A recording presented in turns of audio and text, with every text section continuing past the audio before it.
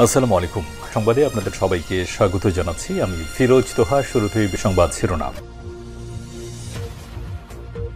বাংলাদেশের সর্বশেষ গুরুত্বপূর্ণ আপডেট সংবাদে আপনাকে স্বাগত। শুরুতেই সংবাদ শিরোনাম, পরে বিস্তারিত। শুরুতেই জানাবো, নরসিংদীতে আওয়ামী লীগের দুই গ্রুপের সংঘর্ষ, নিহতের সংখ্যা বেড়ে 2। নরসিংদীর রায়পুরায় আধিপত্য বিস্তার ও জমি সংক্রান্ত বিরোধকে কেন্দ্র করে আওয়ামী লীগের দুই গ্রুপের সংঘর্ষের ঘটনা ঘটেছে। এতে 2 জন নিহত হয়েছে এবং আহত হয়েছে বেশ কয়েকজন। আর 26শে জানুয়ারি রায়পুরা উপজেলার দুর্গম চরাঞ্চল বাঁশগিরি ইউনিয়নে এই ঘটনা ঘটে। এরপর জানাবো, বিএনপি ও ছাত্র নেতারা নির্বাচন কেন্দ্রিক বৃহত্তর সমঝোতার বিষয়ে আগ্রহী। বিএনপির সঙ্গে ছাত্র নেতাদের অথবা গণ অভ্যুত্থানের শক্তিগুলোর মধ্যে কোনো দূরত্ব বা ভুল বোঝাবুঝি কাম্য নয় বলে মন্তব্য করেছেন আইন উপদেষ্টা ডক্টর আসিফ নজরুল। তিনি বলেছেন, এই সুযোগকে কাজে লাগিয়ে বিগত কয়েকদিন ষড়যন্ত্রকারীরা প্রধান উপদেষ্টার পদত্যাগ নিয়ে যে সব বিষয়ে কথা বলেছিল সেটি সত্য নয়। এরপর জানাবো, বিরোধপূর্ণ জমি দখল করে আশ্রয়ণ প্রকল্পের ঘর নির্মাণের অভিযোগ। সম্প্রতি বিভিন্ন গণমাধ্যমে প্রকাশিত আশ্রয়ণ প্রকল্পের ঘর ভেঙে জমি দখলের অভিযোগ নিয়ে সংবাদ সম্মেলন করেছেন জমির দাবিদার মালিকপক্ষ। এবারে জানাবো, রাবিতে ভুয়া শিক্ষার্থী গ্রেপ্তার। পরিচয় গোপন করে 4 মাস রাজশাহী বিশ্ববিদ্যালয় রাবিতে আইন বিভাগে ক্লাস করার পর এক ভুয়া শিক্ষার্থীকে গ্রেপ্তার করা হয়েছে। আর শিক্ষার্থীদের সন্দেহ হলে তারা বিভাগের সভাপতিকে বিষয়টি নিশ্চিত করেন। পরে প্রক্টর দপ্তরের মাধ্যমে পুলিশের কাছে তাকে হস্তান্তর করা হয়েছে। এবারে জানাবো, স্থায়ী ক্যাম্পাসের দাবিতে রাবি শিক্ষার্থীদের সাংস্কৃতিক বিক্ষোভ, নাটক মঞ্চস্থ। বিশ্ববিদ্যালয় প্রতিষ্ঠার 8 বছরেও স্থায়ী ক্যাম্পাস ও প্রতিষ্ঠার পদক্ষেপ না নেয় গত 5 দিন ধরে লাগাতার আন্দোলন করছে রবীন্দ্র বিশ্ববিদ্যালয়ের শিক্ষার্থীরা। এরই ধারাবাহিকতায় আজ সাংস্কৃতিক বিক্ষোভ করেছেন শিক্ষার্থীরা। এবং সর্বশেষ জানাবো, সুপারিশ অনেক করা যায়, বাস্তবায়ন করা কঠিন বললেন সিইসি। সুপারিশ অনেকই করা যায়, বাস্তবায়ন করা কঠিন। রোববার 26শে জানুয়ারি আগারগাঁয়ে প্রধান নির্বাচন ভবনে RFD টক অনুষ্ঠানে সব কথা বলেছেন প্রধান নির্বাচন commissioner CEC M A Nasir Uddin. তিনি বলেছেন, আগামী ডিসেম্বরের মধ্যেই নির্বাচন করতে গেলে অক্টোবরের মধ্যে সব কাজ শেষ করতে হবে। পার্লামেন্টের স্থায়ী কমিটির হাতে নির্বাচন কমিশনের কোনো কাজ গেলে ইসির স্বাধীনতা খর্ব হবে। স্থায়ী কমিটির কাছে নির্ভরশীল হতে চায় না, এই সংক্রান্ত সুপারিশ বাতিল করতে হবে। পার্লামেন্টারি স্টাডি কমিটির মুখপেক্ষী হলে ইসির ক্ষমতা খর্ব করা হবে। ভোটার হালনাগাদ ও সীমানা নির্ধারণের জন্য ইসির বাইরে অন্য কারো হস্তক্ষেপ কোনোভাবেই গ্রহণযোগ্য নয়। প্রিয় দর্শক, এতক্ষণ শুনছিলেন সংবাদ শিরোনাম, এবারে বিস্তারিত। তবে তার আগে বন্ধুরা, অনুরোধ থাকবে সংবাদটিতে একটি লাইক দিন। এই চ্যানেলে আপনি নতুন হয়ে থাকলে আমাদের সংবাদটি দেখতে দেখতে চ্যানেলটি সাবস্ক্রাইব করে রাখুন। কমেন্ট করে বন্ধুরা আপনার মূল্যবান মতামত জানিয়ে দিন আপনি বিশ্বের কোন দেশ থেকে বা বাংলাদেশের কোন স্থান থেকে আমাদের এই সংবাদটি দেখছেন এবং শুনছেন। এবারে বিস্তারিত। নরসিংদীতে আওয়ামী লীগের দুই গ্রুপের সংঘর্ষের ঘটনায় নিহত বেড়ে 2। নরসিংদী রায়পুরায় আধিপত্য বিস্তার ও জমি সংক্রান্ত বিরোধকে কেন্দ্র করে আওয়ামী লীগের দুই গ্রুপের সংঘর্ষের ঘটনা ঘটেছে। এতে 2 জন নিহত এবং আহত হয়েছে বেশ কয়েকজন। রোববার 26শে জানুয়ারি সকালে রায়পুরা উপজেলা দুর্গম চরাঞ্চল বাঁশগাড়ি ইউনিয়নে এই ঘটনা ঘটে। নিহতরা হলেন আলমগীর হোসেন 32 ও আলী আহমেদ 24। নিহত আলমগীর সাবেক ইউপি চেয়ারম্যান ও আশরাফুলের সমর্থক বলে জানা গেছে। পুলিশ এবং এলাকাবাসী জানায়, এলাকায় আধিপত্য বিস্তারকে কেন্দ্র করে দুর্গম চরাঞ্চলের বাঁশগাড়ি ইউনিয়নে আওয়ামী লীগের সাবেক চেয়ারম্যান আশরাফুল ইসলাম ও বর্তমান চেয়ারম্যান জাকির হোসেনের সঙ্গে দ্বন্দ্ব চলে আসছিল। দ্বন্দ্বের জেরে এর আগে এই দুই গ্রুপের মধ্যে একাধিকবার সংঘর্ষ ও মারামারির ঘটনা ঘটে। এই সব সংঘর্ষে একাধিক ব্যক্তি নিহত আহত হওয়ার ঘটনায় পাল্টা মামলা হয়েছে।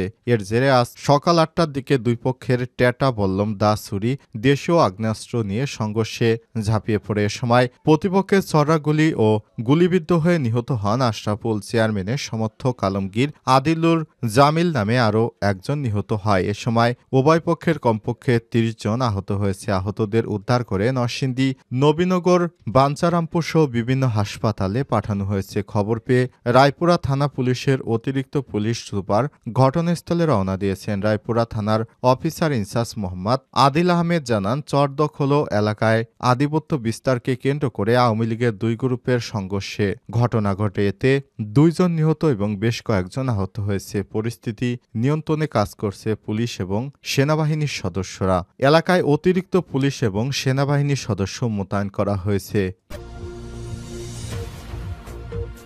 বিএনপি এবং ছাত্রনেতারা নির্বাচন কেন্দ্রিক বৃহত্তর সমঝোতার বিষয়ে অনাগ্রহী নয়। বিএনপির সঙ্গে ছাত্রনেতাদের অথবা গণ অভ্যুত্থানের শক্তিগুলোর মধ্যে কোনো দূরত্ব বা ভুল বোঝাবুঝির কাম্য নয় বলে মন্তব্য করেছেন আইন উপদেষ্টা অধ্যাপক ড আসিফ নজরুল। তিনি বলেছেন, এটি গণহত্যাকারী আওয়ামী লীগের নেতাকর্মী ও তাদের দোসরদের কতটা উৎসাহিত বেপরোয়া করে তুলতে পারে তার কিছুটা প্রমাণ আমরা গত কয়েকদিনে পেয়েছি। আসিফ নজরুল আজ নিজের ফেসবুকে এক স্ট্যাটাসে এমন মন্তব্য করেছেন। এ সময় তিনি বলেছেন, তিনি যতটুকু জানেন আর বিশ্বাস করেন তার মধ্যে একটি হলো বিএনপি ও ছাত্রনেতারা নির্বাচন কেন্দ্রিক বৃহত্তর সমঝোতার বিষয়েও অনাগ্রহী নয়। এর ধরন ও ফর্মুলা আলোচনা সাপেক্ষে নির্ণয় করা যাবে। গত 2 দিন ফেসবুক ছেয়ে গিয়েছিল অন্তর্বর্তীকালীন সরকারের প্রধান উপদেষ্টা অধ্যাপক ড মোহাম্মদ ইউনূস। উপদেষ্টা ও ছাত্রনেতারা পলায়নের গুজব, এই গুজব উন্নতায় আওয়ামী লীগের নেতাকর্মীরা নাশকতা করার চেষ্টা করেছে এমন খবরও প্রকাশিত হয়েছে। আতঙ্কিত হয়ে আমার কাছে 2-1 জন ফোন করেছে ঘটনা কি জানার জন্য। আসিফ নজরুল আরও বলেছেন, আমি যতটুকু জানি আমি বিশ্বাস করি বিএনপি ষড়যন্ত্র বা ১-১১ ধরনের কিছুতে আগ্রহী নয়। ছাত্রনেতারা সরকারে থাকা অবস্থায় কোনো রাজনৈতিক দল গঠন করছে বা না করছে এতে যোগ দিচ্ছেন না।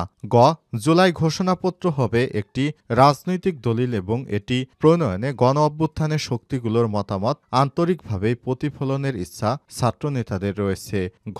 বিএনপি এবং ছাত্রনেতারা নির্বাচন কেন্দ্রিক বৃহত্তর সমঝোতার বিষয়ে অনাগ্রহী নয়। এর ধরন ও ফর্মুলা আলোচনা সাপেক্ষে। আসিফ নজরুল আরও বলেছেন, তাই বিরোধের কোনো কারণে সবাই বরং বুঝতে হবে ঐক্য ছাড়া আমাদের বিকল্প নেই। গণহত্যাকারী দল আওয়ামী লীগের হাতে রয়েছে লুটের লক্ষ লক্ষ কোটি টাকা।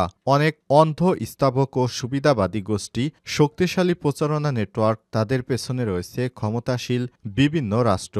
এদের রুখতে হলে জুলাই গণ অভ্যুত্থানের শহীদ ছাত্র জনতার আত্মত্যাগকে মনে রাখতে হবে। আমাদের ঐক্যবদ্ধ থাকতে হবে। আমাদের মধ্যে ভিন্নমত থাকতে পারে, কিন্তু তা বাংলাদেশের শত্রুদের জন্য উৎসাহব্যঞ্জক হয়ে ওঠার পর্যায়ে যেন না যায়। বিরোধপূর্ণ জমি দখল করে আশ্রয়ণ প্রকল্পের ঘর নির্মাণের অভিযোগ। সম্প্রতি বিভিন্ন গণমাধ্যমে প্রকাশিত আশ্রয়ণ প্রকল্পের ঘর ভেঙে জমি দখলের অভিযোগ নিয়ে সংবাদ সম্মেলন করেছে জমির দাবিদার কয়েকজন। তাদের অভিযোগ, আওয়ামী লীগ সরকারের সময় ভয়ভীতি দেখিয়ে বিরোধপূর্ণ জায়গা দখল করে সরকারি আশ্রয়ণ প্রকল্পের ঘর নির্মাণ করা হয়েছিল।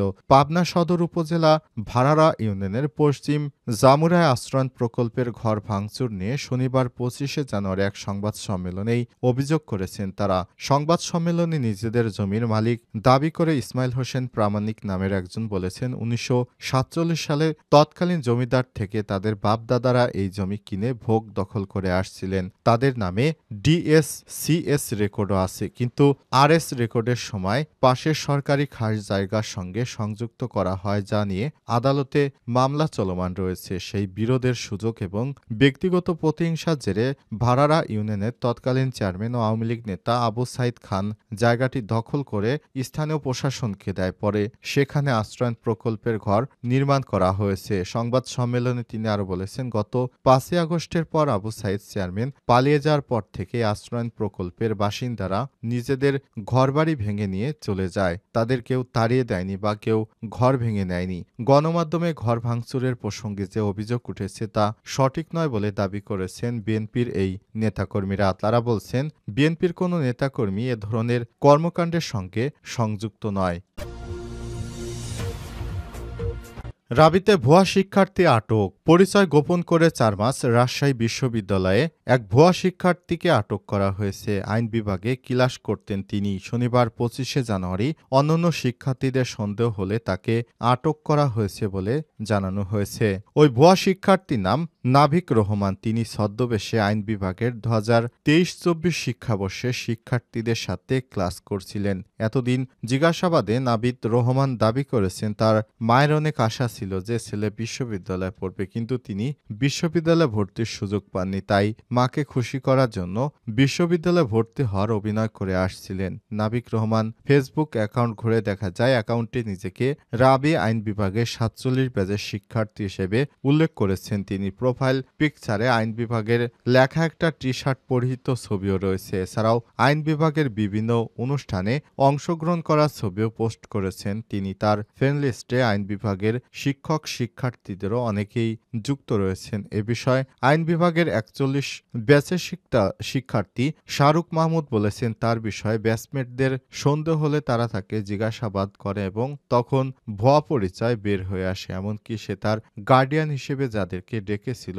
তারাও ভুয়া। এরপর বিভাগের সভাপতির সাথে যোগাযোগ করে প্রক্টর ও অফিসে গিয়ে নাভিক ও তার ভুয়া অভিভাবকদের পুলিশের হাতে সোপর্দ করা হয়েছে।